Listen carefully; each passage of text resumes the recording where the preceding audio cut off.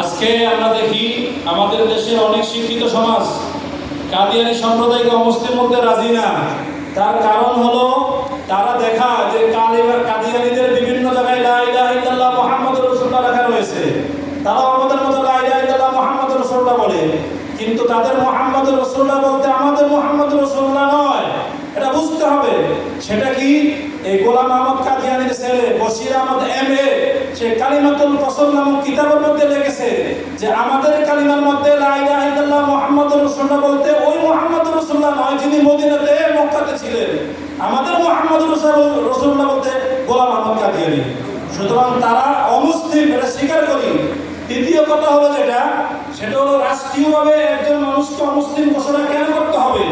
আমরা এই কথা স্পষ্ট বলি যে তারা বাংলাদেশের নাগরিক, বাংলাদেশে থাকবে, কিন্তু তাদেরকে অমুসলিম বলতে হবে এই কারণে যে আমরা যখন সরকারিভাবে রাষ্ট্রীয়ভাবে কোনো একটা কাজ করতে যাই, বায়োডাটা দিতে হয়, পাসপোর্ট, ভোটার আইডি, প্রত্যেকটা জায়গার মধ্যে একটা বিষয় থাকে যে আপনার ধর্ম কি।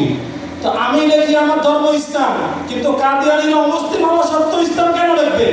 সরকারের কাছে দাবি হলো এই জায়গাটায় যে আপনারা তাদের ওই জায়গার মধ্যে কাদিয়ানী শব্দটা উল্লেখ করতে আর কিছু প্রয়োজন নাই।